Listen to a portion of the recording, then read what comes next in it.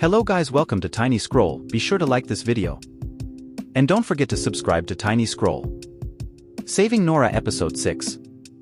Hotel Finest was the most prestigious hotel in California. It was lavishly decorated, and the clean marble floor reflected light. Everything looked decadent and expensive, a hint of the great wealth of the owners. Anthony sat on a sofa in the lobby, staring at the elevator doors and waiting. The hotel management was strict and the front desk had refused to sell him guest information. He had no other choice but come early and wait, hopeful that he could find the woman. His hard work paid off, and he jumped to his feet when he saw her gracefully exit the elevator. He presented her with a bouquet of fresh roses and blocked her path in what he thought was a charming manner. "Hello, beautiful. What a wonderful coincidence. I didn't expect us to meet again." Nora was irritated. She knew he didn't recognize her, and it was all a long time ago, but they'd annulled their engagement. Why was this guy suddenly showing up everywhere she went? Anthony didn't notice her annoyance and said with a smile, "It seems like we're destined to be. Surely you'll tell me your name?" Nora narrowed her eyes. She hadn't intended to pay any attention to him, but then she thought of how he'd been in the delivery room when she'd given birth. He must remember something about what had happened. Perhaps she could sound him out. Isabel Anderson. Anderson was her mother's surname. Anthony's eyes lit up. Are you free, Miss Anderson? How about a coffee? There's a cafe next door."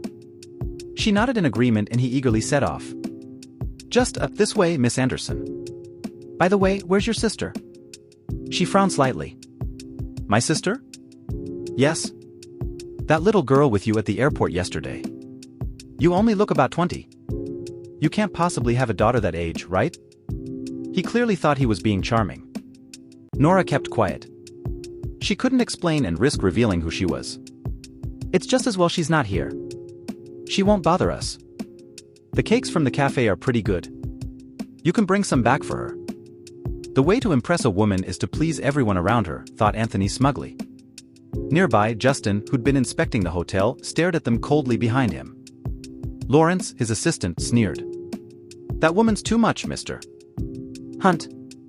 Never mind that she deliberately approached Pete to meet you. Now she's flirting with someone else.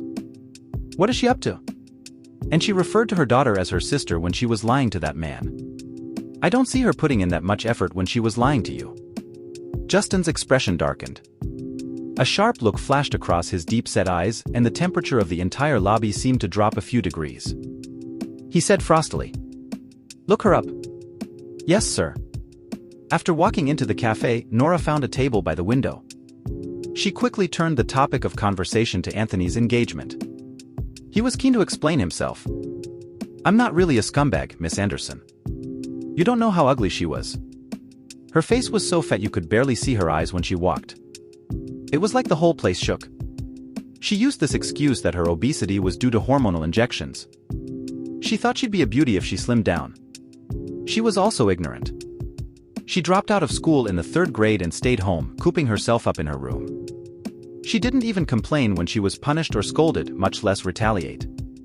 But the worst of it was she ended up pregnant with another man's child. How could I possibly marry her? I didn't trust her. It would have been unfair to expect me to marry an uneducated, illiterate, obese liar like that, wouldn't it?" Nora drifted off as she listened to him. She'd known since childhood that crying and making a fuss were useless in a home like hers. She'd never fought back when she was punished because she'd always kept her mother's last words firmly in her mind. "You must seem plain and mediocre. You can't show everyone just how clever you are until you're grown up." Her mother had said it was the only way she could survive in medical school. Nora finally revealed her extreme intelligence to the world. Since her father kept her on house arrest growing up, she occupied her time by reading medical journals about advanced surgical techniques. By the time she began school, she was far ahead of her classmates. No one understood why she was so smart, but she became a hugely successful surgeon in just 5 years. Guys, I actually want to ask for your help. I want you to help this channel become a huge success in 5 weeks, help us to get to 1,000 subscribers in 5 weeks. Every sub counts. Thank you. Back to the story. No one understood why she was so smart, but she became a hugely successful surgeon in just 5 years. Well, the tables had turned now, hadn't they? Little did Anthony know how successful she'd become. She just needed to get her son back and her life would be complete. I really hated the Smiths' behavior. If it wasn't for them, I wouldn't be humoring Angela now either. Anthony realized he'd said too much, so he quickly changed the subject, looking flustered. Oh, why am I saying such things? Where are you from, Miss Anderson? Nora made up an answer. New York. The Andersons from New York. Anthony swallowed hard. That was a powerful family. Even more so than the Hunts. Anthony was impressed. He fawned over her even more. I didn't realize you came from such a wealthy family. No wonder you're so elegant and charming. Nora ignored his attempt at a compliment and continued to sound him out. She acted casual, but her grip around her coffee cup had tightened slightly. I heard that your fiancé gave birth to a child 5 years ago, but it was abandoned. Really? Curious. Where did that child go? Anthony was dismissive. That's just a rumor, Miss Anderson. No one was abandoned. My fiancé took the child abroad. What the Smiths had announced publicly at the time was that Nora had given birth to a baby girl. They hadn't mentioned that she'd actually had twins. After all, they'd been ostracized and humiliated. If anyone knew they'd done something like abandoning a newborn infant image was far too important to them for anyone to find out what had really happened. Nora scoffed. I'm just curious. Since you don't want to tell me, forget it. She slammed her cup down on the table and pretended she was getting up to leave, acting like a spoiled princess. It had the desired effect. Anthony panicked and reached out to grab her.